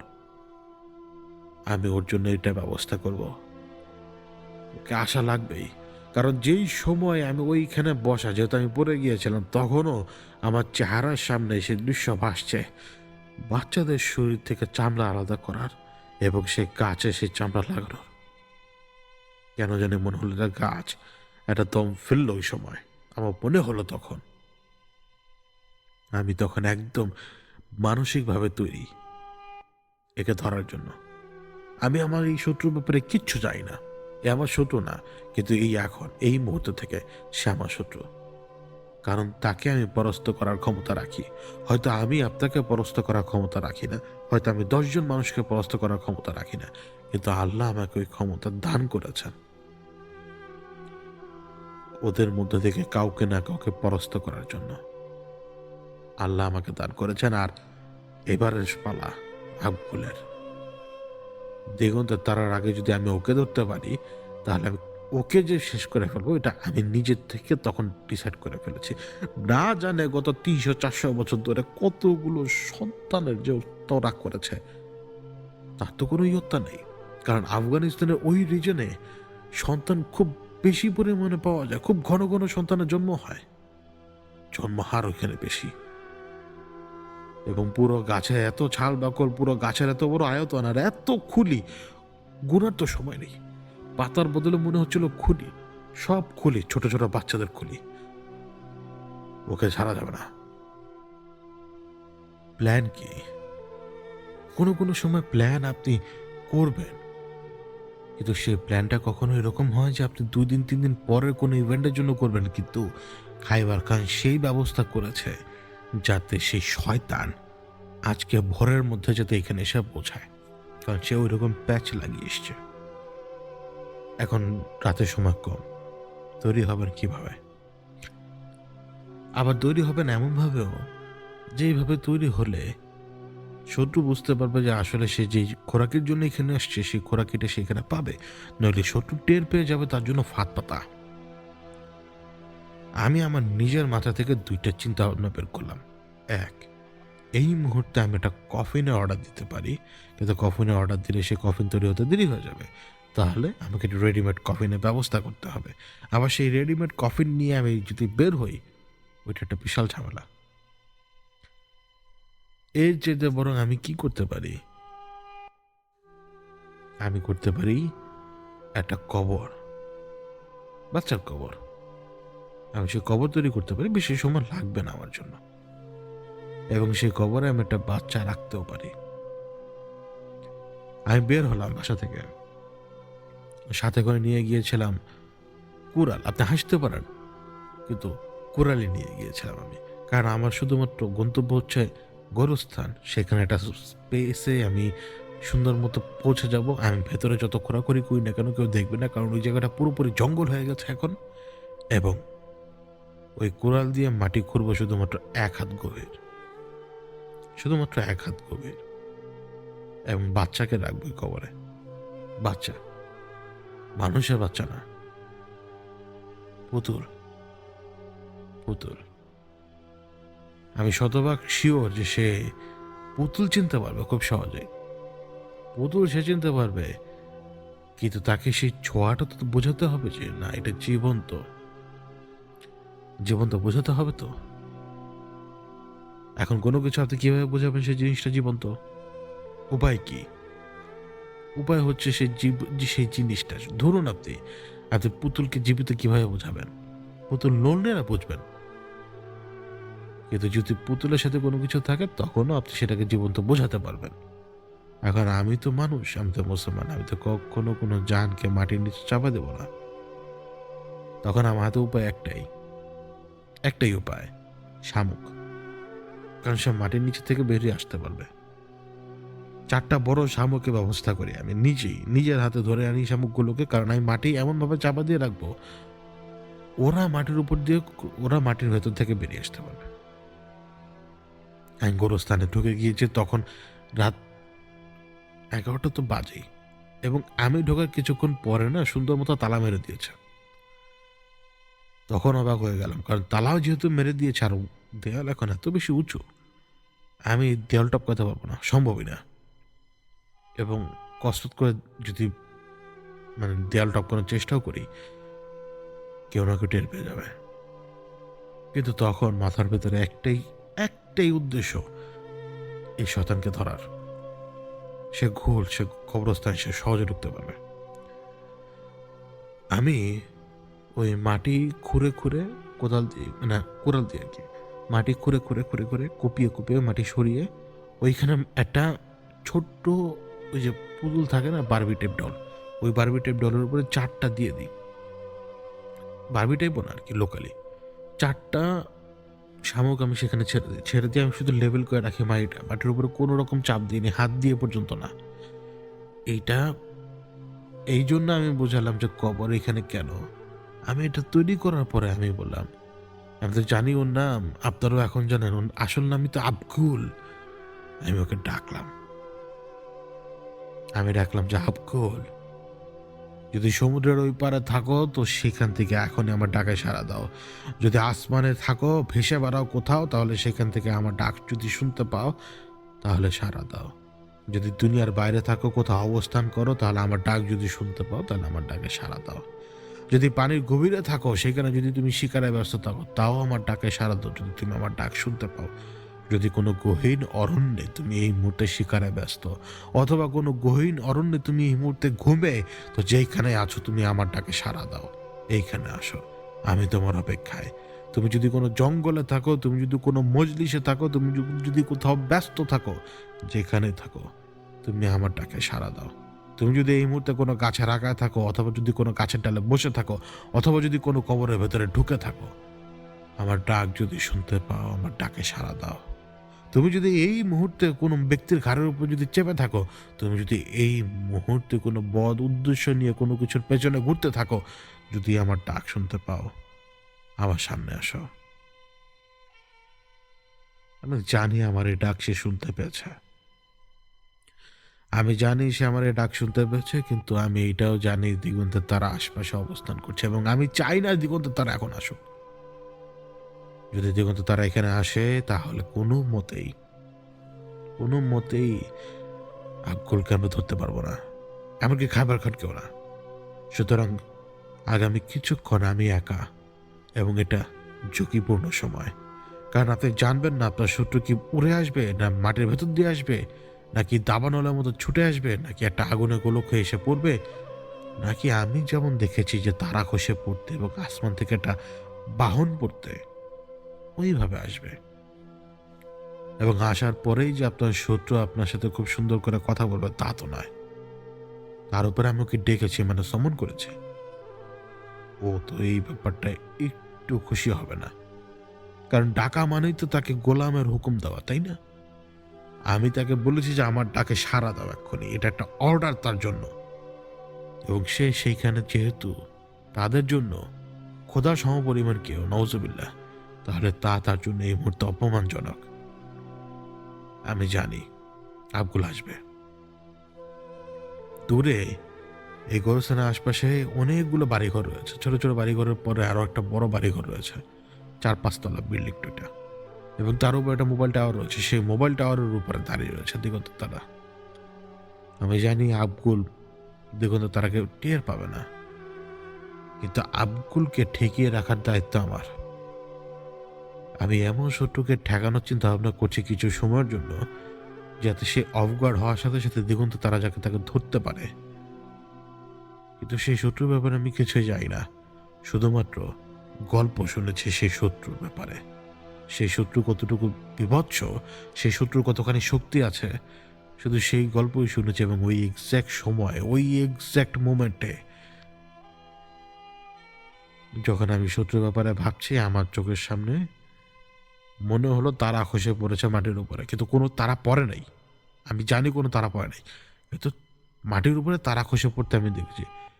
যেই মুহূর্তে আমি সেটা টের পেলাম, আমি আমার চোখ বলছিল যে আমি তাকাতে তাকাতে দেখবো যে আকাশ থেকে একটা বাহন নিচের দিকে নামছে। এবং আল্লাহর কসম, ওই বাহনটা আমি যখন চিন্তা করেছি, তাকিয়েছি, ওই একই মোমেন্টে সবকিছু হচ্ছে। ওই বাহন আসমান থেকে নিচের দিকে নামলো, স্লো মোশনের নিচের দিকে নামাচ্ছে। যতক্ষণ পর্যন্ত ওই বাহন নিচের দিকে নেমেছে, আমার শরীরের প্রত্যেকটা লোমের খুব দাঁড়িয়ে গিয়েছিল তখন শিহরণ বোঝে। কিন্তু তখন পর্যন্ত আমার চোখের সামনে কেউ আসেনি, ওরা কেউ আমার চোখের সামনে নেই। ঠিক ওই সময় দিগন্ত তারা আমাকে বলল, হ্যালো, এখন কিন্তু পর্দা মিলে যাবে একে অপরের সাথে, আর কিছুটা সময় তুমি একটু ধরে রাখো সবকিছু। ওই একই মুহূর্তে খাইবার খান দূর থেকে আমাকে বলল, হুজুর, রোগকে রাখো খুদকো। আমি শুধু জায়গাটা একটু বদলালাম, কারণ কেন জানি মনে হচ্ছে জায়গাটা পরিবর্তন করা জরুরি, অনেক বেশি জরুরি। কিন্তু জায়গাটা পরিবর্তন করার জন্য কয়েক কদমে নিয়েছে, এবং এই কয়েক কদম নিতে যেভাবে মানুষ স্ট্যাচু হয়ে যায় না, ওইভাবে স্ট্যাচু হয়ে যেতে হলো আমাকে। কারণ এখন আমি এই জায়গাটা চিনতে পারছি না। এটা গোরস্থান, কিন্তু গাছপালা কই? গাছপালা তো দেখি না। এই যে একটা কুয়াশার মতো পরিবেশ হুট করে এলো, হুট করে চলে গেল, 3-4-5 সেকেন্ড। আমার সামনে এখন সেই বৎসরত মহিলা। ওই বৎসরত মহিলা, সে তার নিজের সেই কর্মটা করছে ঠিক যেমনটা আমি ঘরের ভেতরে দেখেছিলাম, একদম হুবহু ওই ঘরে। ওই বৎসরত মহিলা দুইটা শিশু সন্তান যেভাবে রেখেছিল ঠিক সেইভাবেই রাখা, এবং সে ওই উল্টো ভাবে দোয়া করছে। মানে উল্টোভাবে হাত ধরে সে তার মন্ত্র পড়ে যাচ্ছে তার কথিত মালিককে খুশি করার জন্য। আমি অপেক্ষা করছি শুধুমাত্র দেখার জন্য যে সে আসে কিনা, কারণ আমি তাকে দেখেছি ঠিক জাপানিজদের মতো দেখতে, কিন্তু চোখটা একটু বেশি ছোট। ওইটুকু চিন্তা করার আগেই আমার পাশ দিয়ে সে হেঁটে যে গেল, এটা আমি কল্পনাও করিনি। সে আমার পাশ দিয়ে হেঁটে গেল একদম স্বাভাবিকভাবে, এবং এক পলক তো আমার দিকে তার চোখ পড়ে পর্যন্ত গেছে। আমি তার ওই বিশাল বড় পেটটা দেখতে পাচ্ছি এবং তার ওই চেহারা, কিন্তু তার মূল লক্ষ্য ওই যে দুটা বাচ্চা, ওই যে ছোট্ট বাচ্চা, ওই ঠিক একইভাবে সে ওই বাচ্চা দুটোর উপরে উঠে গেল। ওই একইভাবে ওই দুটা বাচ্চাকে পালাতে লাগলো, ঠিক যেমনটা আমি দেখেছিলাম ঘরের ভেতরে, এবং ঠিক যেমনটা আমি দেখেছিলাম যে সে নিচে নামলো, একটা বাচ্চাকে সে নিয়ে যাচ্ছে। এইসব কিছু সে যখন চলে গেল, একেবারে হুবহু ঘোরে যেমন ঘটনা ঘটেছে ঠিক তেমন। এবং যেই জায়গাটার দিকে সে এগিয়ে গেল, ওই জায়গাটা তো অন্ধকার, কিন্তু কুয়াশা চারপাশ ঘিরে ধরে ফেলেছে। মানে আমি আমার ঘরে যা দেখেছি তা হুবহু নিজের চোখের সামনে দেখলাম। কিন্তু এখন আমি কারোর কোনো কথা শুনছি না। আমি এক্সপেক্ট করছি দিগন্ত তারা আমাকে কিছু বলবে, আমি এক্সপেক্ট করছি যে খাইবার খান আমাকে কিছু বলবে, কিন্তু দুজনের একজনও কোনো কথা বলে না আমাকে। আমার পেছনের দিক থেকে প্রচণ্ড আলো আসলো। ওই প্রচণ্ড আলো কিন্তু আলোকিত আলো নয়, ওই প্রচণ্ড আলো এক ধরনের ডার্ক এনার্জি। আমি পেছনে ঘুরতেই আমার চোখের সামনে বাতাসে ভাসমান একটা মানুষের কঙ্কালের মতো শরীর, তার আসল রূপ একেবারে মানুষের কঙ্কালের মতো শরীর। ওই বাতাসে ভাসমান অবস্থায় তার শরীরের যে চামড়াগুলো, ওগুলো কাপড়ের মতো উঠছে তখন, এবং প্রত্যেকটা কণা, প্রত্যেকটা অংশ যেন জ্বলে পুড়ে ছাই হয়ে গেল ওই শরীরের সাথে লেগে রয়েছে কাপড়ের মতো হয়ে, এবং সবগুলো জায়গা কেমন একটু উজ্জ্বল ডার্ক এনার্জির মতো, কালো আবার একটু আলোকিত, কালো আবার আলোকিত, অনেকটা কয়লার ভেতরে যখন আগুন জ্বলে ওরকম, কিন্তু ফোটা ফোটায়। কি বললো আমি বুঝতে পারলাম না, কিন্তু ওর আর আমার মধ্যে ডিস্টেন্স মাত্র 2 হাতের, কারণ ও বাতাসে ভাসছে অনেকটা আমার দিকে ঝুঁকে। আমি পেছনে দিকে গেলাম, আমি শুধু বললাম আব্দুল। ও কি জানি এরকম কি জানি করলো, বুঝলাম না আমি। ও আস্তে আস্তে আস্তে আস্তে মাটির উপরে নেমে আসছে, এবং যত মাটির উপরে নেমে আসছে, এই যে আলোর ছটার মতো দেহটা, যার চামড়াগুলো যে বললাম পুড়ে গিয়ে শরীরের সাথে লেগে রয়েছে, এই নিচের অংশটুকু যখন স্পর্শ করলো মাটির সাথে, ধীরে ধীরে ধীরে ধীরে ধীরে ধীরে একটা ফিগার হতে লাগলো, যে ফিগারটা ধীরে ধীরে ধীরে ধীরে দাঁড়ালো। দাঁড়ানোর পর একেবারে হুবহু সে জাপানিজ লোক, একেবারে একেবারে সেই রকম, সেই বিশ্রী মোটা পেট এবং সেই বিশ্রী দেখতে নাভিটা, যেন ওটার ভেতর থেকে কি জানি বেরিয়ে আসবে আমার দিকে এখনই, কিন্তু ও সেদিকে তাল নেই। ওই যে শামুক, পুতুল, ও তখন ব্যস্ত ওইখানে উল্টো করে এটাকে কাটবে কিভাবে, সেই কাজে ব্যস্ত হয়ে পড়েছে রীতিমতো। আমার চোখের সামনে একজন সুমো রেস্টলের মতো রেসলার, মানে সুমো রেসলার যারা, এরকম বিকট একটা মোটা লোক বসা, যে আমার এই মাটি নিচে পুতুল এবং 4টা শামুক দিয়ে চাপা দেওয়া জায়গাটাকে অরিজিনালি কবর মনে করে সে তার মতো করে সেটাকে চারপাশ থেকে ঘুরে ঘুরে কাটছে, একেবারে প্রেসাইসলি কাটছে, কোনো কোনো কিছু লাগছে না তার। আমি তাকে দেখছি, কিন্তু তখন পর্যন্ত দিগন্তের তারা বা তখন পর্যন্ত কেউ একটা শব্দ পর্যন্ত করছে না, নাকি পর্দা ঘুরে যাওয়ার কারণে আমি কোনো কিছু শুনছি না। আমি তাকে দেখছি যে সে কি কাজ করছে।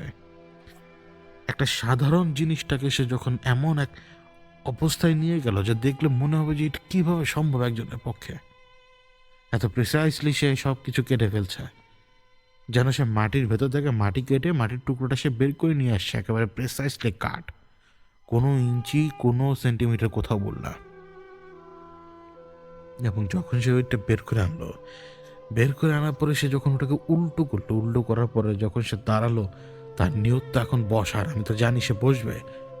ওই মোমেন্টে সে ধরতে পারলো যে তার সাথে কত বড় ধোঁকাটা হয়েছে।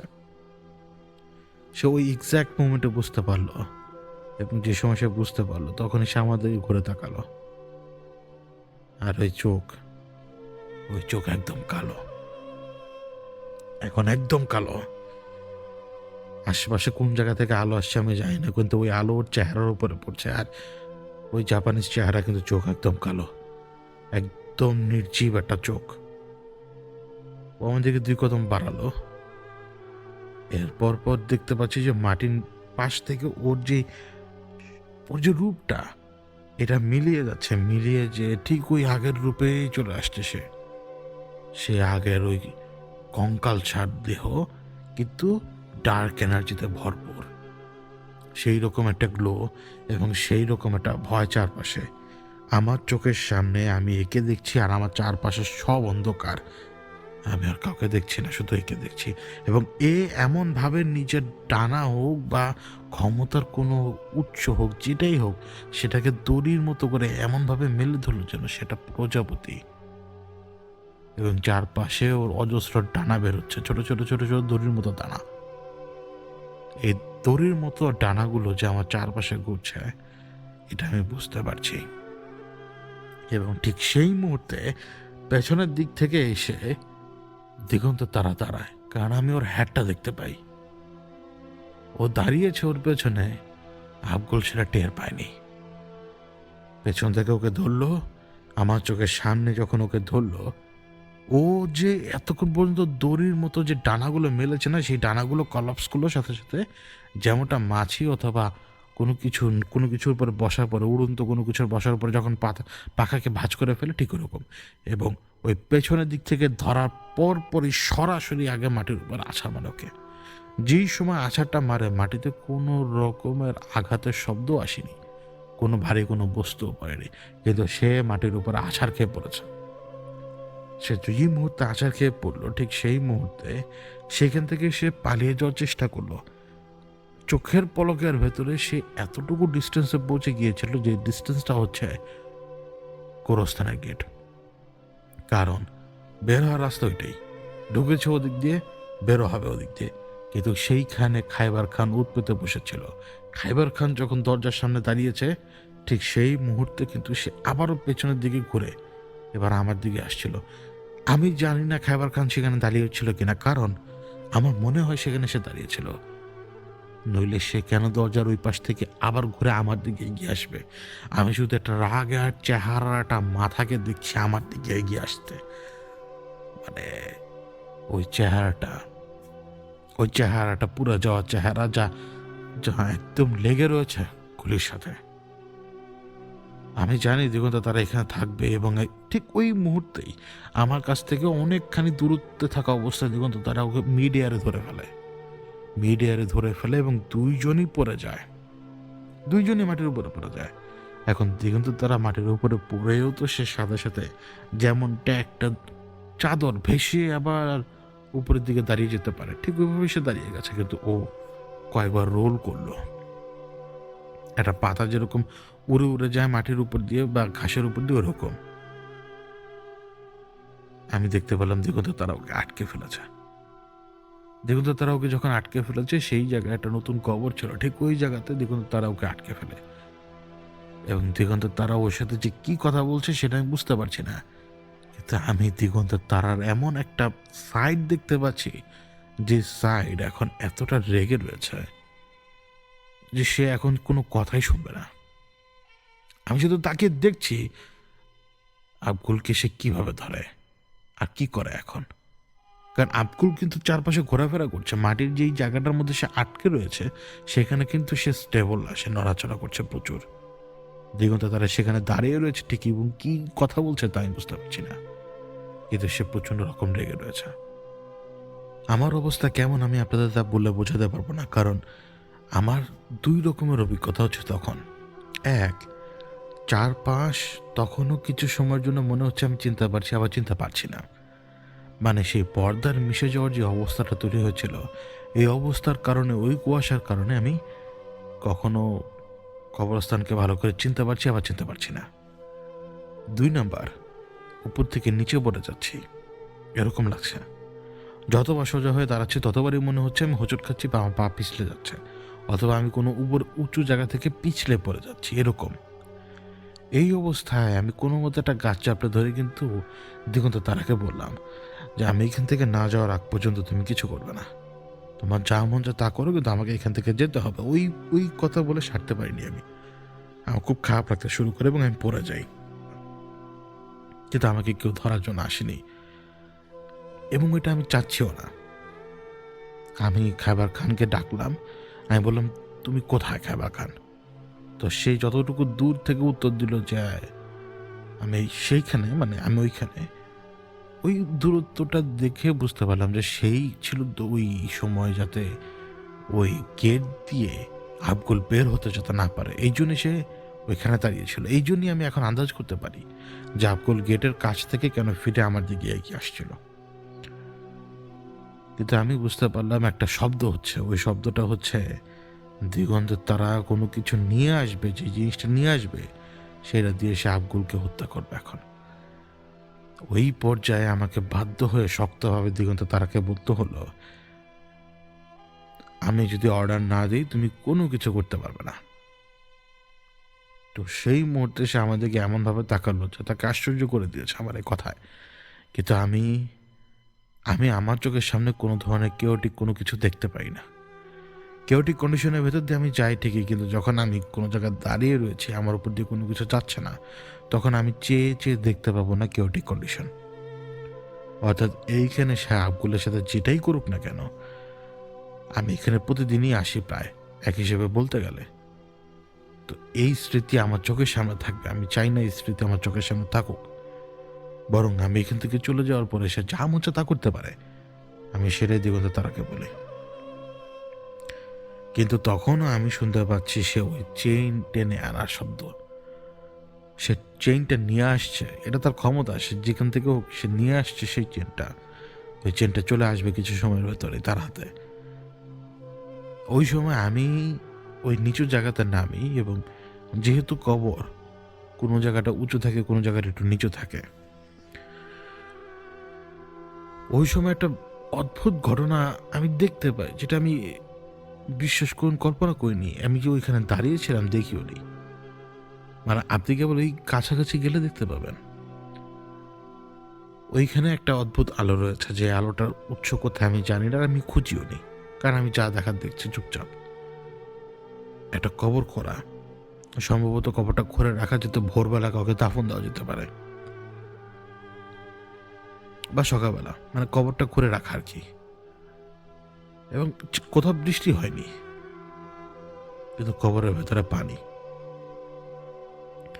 এবং ওই পানি থেকে যে গন্ধটা আসছে সেই গন্ধটা হচ্ছে যে আশপাশের মাটিগুলো থেকে কোনো না কোনো লাশের ডেড বডি থেকে কোনো কিছু চুইয়ে চুইয়ে এখানে এসছে।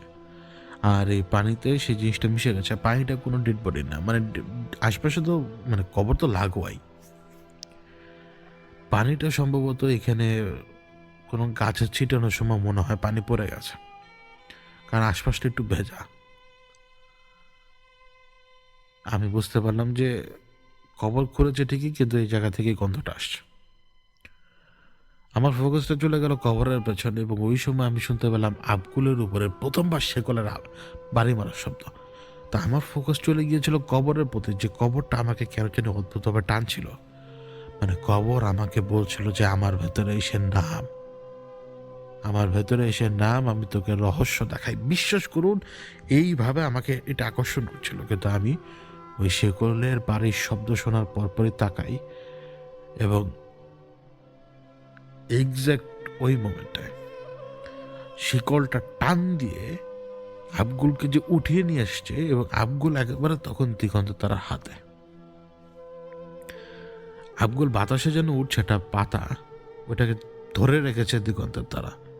এখন শুধু ক্রাশ করে দেওয়াটা বাকি। ওই সময় আমি বললাম হল্ট, মানে আমি মুখ দিয়ে হল্টই বেরিয়ে আসছে। তো আমি বলে বোঝানোর ইচ্ছাটা হচ্ছে থাম।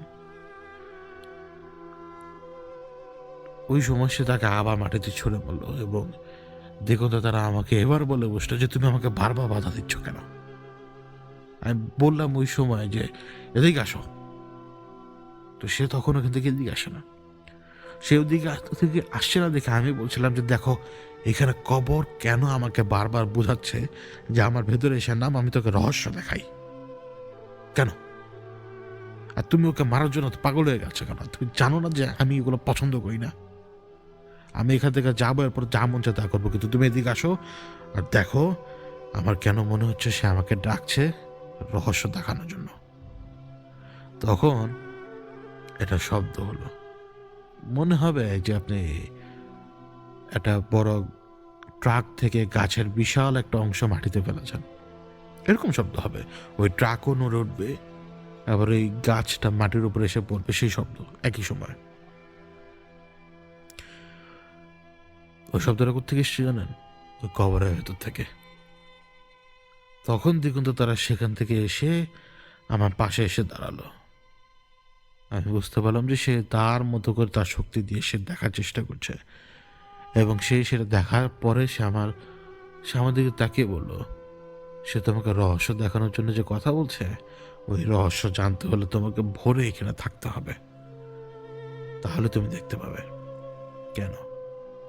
আর যে গন্ধ তুমি পাচ্ছ, এই গন্ধ তো তুমি আন্দাজি করতে পেরেছো কোত্থেকে আসছে, কিন্তু সে যেহেতু রহস্য দেখাতে চায়, তুমি যদি এখানে থাকো এই রহস্যের অংশ হয়ে যাবে। আমি বললাম কেন? আর কিসের রহস্য, আর সে আমাকে কেন দেখাবে? বলো যে একবার ছুঁয়ে দেখো।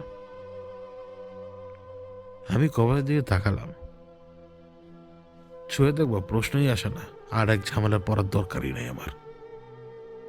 তখন আমি ওর দিকে তাকিয়ে মাথা চাকিয়ে বললাম না। আমি ওই সময় খায়বার খানকে ডাকলাম, এবং খায়বার খান আমার কাছে আসেনি, সে ওইখান থেকে বলছে জি হুজুর। তো আমি বললাম যে তুমি এই গোরস্থানে যে উঁচু লম্বা লোকটা রয়েছে তার কাছে চাবি থাকে, সে যেইখানেই থাকুক যদি আশপাশে থাকে একটু খুঁজে নিয়ে আসো, তাকে এমনভাবে ম্যানিপুলেট করো সে যাতে এইখানে এসে ভেতরে একবার তালাটা খুলে যেতে ঢুকে। তাকে তুমি চাইলে অফিস রুমে পাঠিয়ে দিতে পারো, সে যদি তালা খুলে ঢুকে তাহলে আমি এখান থেকে বেরোতে পারবো। তখন খাইবার খান বললো যে ঠিক আছে, সে চেষ্টা করবে। সে ওইখান থেকে চলে গেছে। দিগন্ত তারা তখন আব্বুলের দিকে তাকানো। এদিকে আমি বুঝতে পারছি যে কিছু লোক এদিকে আসবে যে কোনো সময়, যদি দেরি করা হয় আরো দেরি হবে, আরো ক্ষতি হবে। তখন আমি দিগন্ত তাকে বললাম দেখো আমাকে এখান থেকে বের হয়ে যাওয়ার সময়টুকু দাও, আমি এখান থেকে চলে যাবো, এরপর তুমি যা মন চায় তা করো, কিন্তু তুমি আমাকে একবার বলো তো কোন কারণে? অনেক লোক তো অনেক ঘটনা ঘটায়, অনেক এনটিটি অনেক ঘটনা ঘটায়, আমি জানি এ বদ এবং এ বদ কাজই করে, কিন্তু তুমি আমাকে সত্য করে বলো তো ঘটনা কি? দিগন্ত তারা একবার উপরের দিকে তাকালো, আকাশের দিকে। তারপরে সে আমাকে বলে বসলো, তুমি যদি শুনো তাহলে তুমি ওকে মেরে ফেলবে এখনই। আমি বললাম যে আমি শুনবো, কিন্তু মারার কাজ তোমার, কিন্তু আমার চোখের সামনে বেরো না। আমি এখানে এসে দাঁড়িয়ে থাকি, আমি যতবার এখানে আসবো ততবার আমার এই রাত্রের কথা মনে পড়বে। এইভাবে আমি এই রাত্রের কথা এইভাবে মনে রাখতে চাই না, আমি শুধু এই রাত্রের কথা এইভাবে মনে রাখতে চাই আফগানিস্তানের বর্ডার থেকে একজনকে ধরে এনে আমি এখানে সাকসেসফুলি বন্দি করতে পেরেছি তোমার জন্য, যাতে তুমি তাকে নিয়ে যে কোনো জায়গায় নিয়ে শাস্তি দিতে পারো, কোনো অসুবিধা নেই, কিন্তু তুমি আমাকে বলো ঘটনা কি? তখন দিগন্ত তারা নিচু, যেহেতু কবরস্থান একটু নিচু জায়গা, সে রাস্তার উপর উঠলো। আব্বুল তখনও ঘোরাফেরা করছে, কিন্তু এখন বোঝা যায়, ছায়াটাকে বোঝা যায়। দিগন্ত তারা নিজে ওই গোরস্থানের রাস্তার উপর হাঁটতে হাঁটতে সে বলছিল, গত 2 মাস আগে উজবেকিস্তান ওই এলাকায় গিয়েছিল এই শয়তান সেখানে গিয়েছিল, তাকে ডেকে নিয়ে গিয়েছিল। পারপাসটা কি? পারপাস হচ্ছে যে তাদের পরিবারের 5 জন সন্তান রয়েছে, সেই 5 জনের ভেতরে একজন খুব গুরুতর অসুস্থ, তাকে কিভাবে সুস্থ করা যেতে পারে, এই জন্য তারা যে ব্যক্তির সাহায্য নিয়েছিল সেই ব্যক্তি যাকে পুজো করে সে হচ্ছে এই এই আবগল। তাকে ডেকে নিয়ে গিয়েছিল, তাকে একদম খুশি করিয়েছে, সব কিছু করিয়েছে, যেমনটা ওরা সবসময় যে ধরনের ভণ্ডামিগুলো করে বেড়ায় সেই ধরনের ভণ্ডামি। কিন্তু যখন সময় আসলো সুস্থতার বদলে কি দিতে হবে, তখন তো তুমি জানো ঘটনা কি। সে কি চায়? সে সন্তান চাইল, কিন্তু সে সন্তান হতে হবে ঠিক 29 দিন বয়সের। এখন 29 দিনের বয়সের সন্তান তাদের ঘরের ভিতরে কেউ নেই, নেই, পাবে কোথায়? এদিক ওদিক খুঁজতে খুঁজতে ওরা ঠিকই 29 দিনের বাচ্চা পেয়ে গেছে। তুমি জানো কি করেছে ওরা? ওই মানুষগুলো কি করেছে? ওই মানুষগুলো ওকে দেওয়ার জন্য, কেবল ওর ক্ষুধা মেটানোর জন্য ওই বাড়িতে হামলা করেছিল দিন রাতে। স্বামী, স্ত্রী, স্বামীর মা আর ওই ছোট বাচ্চা। আর কেউ নেই সেখানে, কারো থাকার দরকার নেই। ওই ছোট বাচ্চাকে তারা তো ছিনে নিয়ে এসছে আসার পথে। ওই যে ছেলেটার মা, তাকে মেরে দিয়ে এসছে ওরা, ওইখানে মেরে দিয়ে এসছে। ওরা জানেও না যে মরে গেছে সে, জানেও না। এরপরে 29 দিনের বাচ্চার সাথে কি হয়েছে তুমি চাইলে কল্পনা করতে পারো। আর যদি তুমি কল্পনা করতে না চাও, আমি তোমাকে বলি। আমি বললাম যে না, আমাকে বলো না। দেখুন তো তারা বলে না, বলবো, শুনতে হবে, দেখতে হবে। যা আমি নিজের চোখে দেখি তা তুমি নিজের চোখে একবার দেখো, এরপর আমাকে বলো যে কিভাবে শান্ত হয়ে থাকবে 1 মিনিটের জন্য।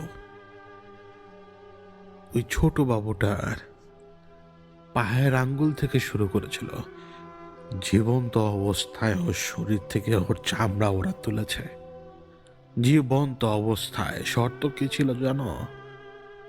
শর্ত ছিল এটা, আবগুল সেখানে থাকবে। আবগুলের কানে সেই সমস্ত চিৎকার কান্না সব যেতে হবে। একটা 29 দিনের বাচ্চা কি চিৎকার করে কান্না করতে পারে? পারে, পারে তো, যখন সে যন্ত্রণা পাবে।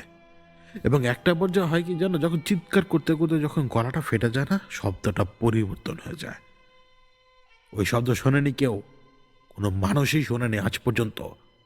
ওই 29 দিনের বাচ্চার গলা ভেঙে যাওয়া কান্নার শব্দ শোনেনি কেউ, কিন্তু আমি শুনতে পাই এখন আমার কানে, আমি শুনতে পাই। আমি ওয়াহিদ আপনাদেরকে বলে আমি নিজের কানে এখন শুনতে পাই ওই চিৎকার, ওই ফাটা গলার চিৎকার। কারণ দিগন্ত তারা আমাকে শুনিয়েছিল।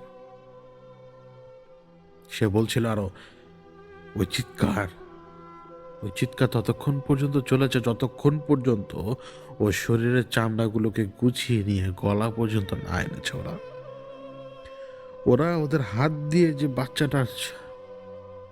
বাচ্চাটার স্কিন তুলে ফেলেছে, বিভিন্ন জায়গায় রক্ত, পুরো শরীরই তো রক্ত। এখন ওদের হাতে রক্ত লেগে যাচ্ছে, হাত আঠালো হয়ে যাচ্ছে, তবু ওদের ভেতরে দয়া নেই, মায়া নেই, কারণ ওদের দরকার ওদের সন্তানের সুস্থতা। আরেকজনের কি হলো তাতে ওদের কোনো কিছুর পরোয়া যায় আসে না। আর আমার হাতে যদি শক্তি থাকতো আমি পুরো পরিবারটাকে জ্বালিয়ে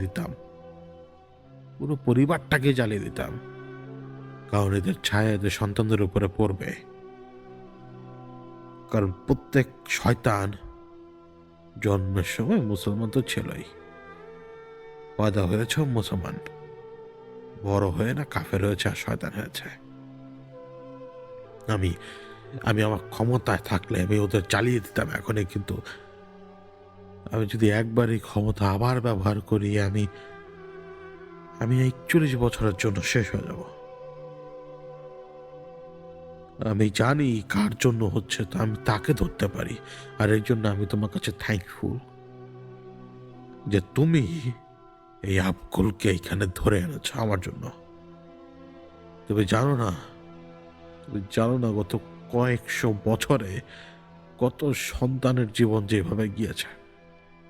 মানুষেরই তো কাজ, মানুষই তো এদেরকে ভগবান মনে করে, মানুষই তো ওদেরকে ডেমিগড মনে করে। মানুষই তো, ওরাই তো করে, কিন্তু ওদের কর্মের ফল। আমি ওই বাচ্চার চিৎকারের শব্দ ভুলতে পারছি না। ওরা কিভাবে পারলো এতটুকু একটা বাচ্চার? কয়েকজন মিলে, তুমি জানো, কয়েকজন মিলে ছুরি কাচি দিয়ে নয়, ছুরি কাচি দিয়ে না, ছুরি কাচি দিয়ে না। তুমি জানো না কিভাবে। তা শুনলে আর ঘুমাতে পারবে না রাতে। ওরা ততক্ষণ পর্যন্ত করে গেছে যতক্ষণ পর্যন্ত ওই চামড়াটুকু গলা পর্যন্ত এসে না পৌঁছায়। ওই অবস্থায় ওকে রেখে দেওয়া হয় আরো কিছু সময়। চিৎকার একসময় থেমে গেছে, যান তখনও চলছে। একটা পশু পাখির যান যেরকম চলে যাওয়ার আগ পর্যন্ত ঘন্টা খানেক কষ্ট পায়, মানুষের যান যেরকম চলে যাওয়ার আগে ঘন্টা খানেক কষ্ট পায়, ওই নিষ্পাপ বাচ্চাটা সে তখন সেই কষ্টটা পাচ্ছিল, কারণ আর তার চিৎকার দেওয়ার শক্তি নেই। আমি আর শুনতে চাচ্ছিলাম না কিছুই। এবং আল্লাহরই ইচ্ছা, ঠিক ওই সময় খায়বার খান কোনো মতে ম্যানুপুলেট করতে পেরেছিল যার কাছে তার চাবি ছিল, তাকে অফিস রুম পর্যন্ত নিয়ে আসার জন্য সে ম্যানুপুলেট করে, এবং সেই ব্যক্তি ঠিকই তালা খুলে ভেতরে ঢুকে, এবং সে আবার অফিস রুমের দরজার গেট খুলে ভেতরে ঢুকে। তো এই সময় বের হবার, আমি ওখান থেকে উঠি। আমি আর কোনো কিছু শুনতে চাচ্ছিলাম না। আমার পায়ের নিচে জমিন কেমন জানি মনে হচ্ছে নড়ছে, আর আমার মনে হচ্ছে যে আমি উপর থেকে নিচে পড়ে যাচ্ছি। এ কোনো ভয় না, এক ধরনের রাগ, এক ধরনের ক্রোধ জাগায় নিজের ভেতরে। কিন্তু আমি বলেছি, আমি যা দেখতে পারি না তা দেখতে পারি না। আমি কখনোই দেখতে পাই না এমন কোনো কিছু। তা সবসময় আমার স্মৃতির ভেতরে এদিক ওদিক দৌড়ায়। আমি ঠিক যেই সময় হোটে এগিয়ে যাচ্ছি সেই জায়গাটা থেকে, ততক্ষণে দিগন্তের তারা সে চেইন দিয়ে তাকে টান দিয়ে ধরেছে ঠিক তার হাতে, ঠিক তার হাতে, ঠিক ওইভাবে যেমনটা সে কঙ্কালের মতো পুরো যাওয়া চামড়াগুলো লেগে গেছে, যেমন ওই গাছের পাকলের মতো, ওই রকম।